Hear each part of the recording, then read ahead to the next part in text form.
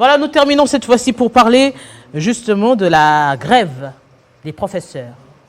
Les professeurs d'université au niveau de l'enseignement supérieur et universitaire se sont décidés de radicaliser ce mouvement de grève. Et on en parle avec M. René Voutou. Bonsoir. Bonsoir, madame. Vous êtes président de la SYNACAS. SYNACAS qui veut dire? Le syndicat national des chefs des travaux assistants de la République démocratique du Congo. Finalement, qu'est-ce qui se passe encore avec la grève? Effectivement, nous sommes en grève depuis le 5 janvier 2022. La raison est que nous avons remarqué que depuis plusieurs années, les chefs des travaux assistants de la République démocratique du Congo sont très mal payés, sont très mal rémunérés. Alors nous devons réclamer nos droits parce qu'il n'est pas normal que des gens qui ont été recrutés sur base d'un certain nombre de critères portant sur la compétence, sur la distinction et qui apportent un travail très important qui forme l'élite congolaise, puissent être si maltraités, payés moins qu'un huissier, payés moins que même les chauffeurs. Ce qui n'est pas normal. Nous avons dit non, cette situation doit changer. Alors nous devons réclamer nos droits. C'est pour cette raison que nous avons dit que nous devons entrer en grève jusqu'à ce que nous devions exiger au gouvernement de répondre à nos revendications. Exiger au gouvernement, cela partira de quoi? Quelle est la démarche entreprise en ce moment même? Parce que c'est vrai, vous avez entamé ce mouvement de grève, mais il y a également un processus à suivre, c'est-à-dire au cas où vous arriverez à vous faire entendre. Quelle est la démarche que vous avez entreprise en ce moment? Premièrement, nous avons respecté la démarche administrative parce qu'avant d'entamer une grève, un processus de grève, il faudra commencer par informer au gouvernement à travers un préavis, une mise en demeure. C'est une démarche administrative que nous avons pu respecter. Malheureusement, nous n'avions obtenu aucune réponse. C'est dans cette perspective que nous nous sommes décidés en fait, de mettre le gouvernement en demeure et entrer en grève. Et le 5, nous avions déclaré la grève et invité au même moment par le gouvernement le 6 pour que nous puissions tenter d'entrer dans un processus de négociation qui pourrait nous permettre d'aboutir, n'est-ce pas, à une solution. Mais fort malheureusement, le ministre n'a plus répondu malgré que nous avions montré notre bonne volonté. C'est dans cette perspective que nous avons pu radicaliser la grève, où nous avons pu endurcir la dite grève. Alors la grève, c'est au niveau de toutes les universités? Tous les établissements de l'enseignement supérieur et universitaire. Université comme institut supérieur à travers toute l'étendue de la République démocratique du Congo. Il n'y a pas d'autre solution? Non, il n'y a pas d'autre solution. La solution, c'est de répondre à nos revendications. Sans répondre à nos revendications, nous resterons en grève.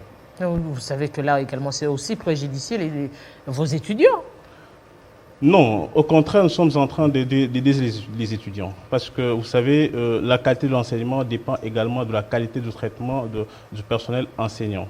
Tant que les enseignants ne sont pas bien traités, la qualité de l'enseignement aura également un problème. Nous voulons que le gouvernement traite bien les enseignants et cela aura un impact très considérable également sur la qualité de l'enseignement. Quand vous dites bien traiter les enseignants, c'est-à-dire? Bien payer les enseignants. Vous savez, il n'est pas normal... Bien payer, c'est-à-dire? Il n'est pas normal, puisque je parle des chefs des travaux assistants, qu'un chef des travaux soit payé moins qu'un huissier. Vous savez, un chef des travaux, un assistant par exemple, a 218 000 francs congolais. Ce qui n'est pas normal. Je pense que même ici à Télé 50, les salariés n'ont pas 100 $, 109 $. Les huissiers au Sénat ou dans tous les ministères, et même à la commune d'ailleurs, n'ont pas 218 000 francs. Comprenez qu'un chef des travaux ait 526 000 francs, un assistant, ce n'est pas normal. Nous avons dit que ça doit changer. Quel message lancerez-vous aujourd'hui? Non seulement à la population qui estime que vous en faites un peu trop, ou encore au gouvernement qui est censé vous écouter et répondre à vos préoccupations? Non, je pense que le message d'abord au gouvernement est que notre lutte, elle est noble. Et c'est une façon d'ailleurs de soutenir ses ambitions et les objectifs qu'il s'est assignés depuis un certain moment, notamment la relève académique ainsi que la lutte contre la corruption et n'est-ce pas, le renforcement de la qualité de l'enseignement. La lutte contre la corruption dans le sens que, vous savez, il y a des gens qui... La corruption, c'est comme en fait le terrorisme international.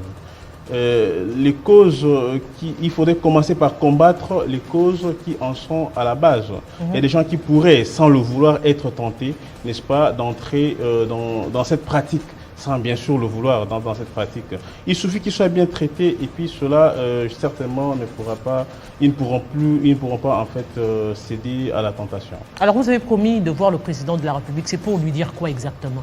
Non, mais il s'est avéré que nous avons été avec le ministre de l'Enseignement supérieur universitaire, nous avons été à la primature, nous n'avons pas obtenu gain de cause.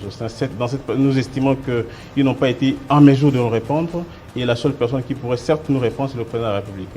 Nous disons, nous passons à la présidence, faire un sit-in à la présidence de la République, poser notre problème au président de la République, poser nos doléances au président de la République pour que ce dernier puisse trouver solution à nos revendications. Un sit-in quand ça?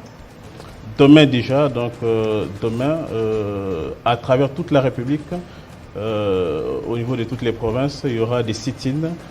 Si à Kinshasa, c'est au niveau de la présidence, à Kinshasa, nous serons à la primature. Après la primature, nous allons déposer également un mémorandum à la présidence de la République. Et à travers les provinces, ça sera où? Au niveau des gouvernorats.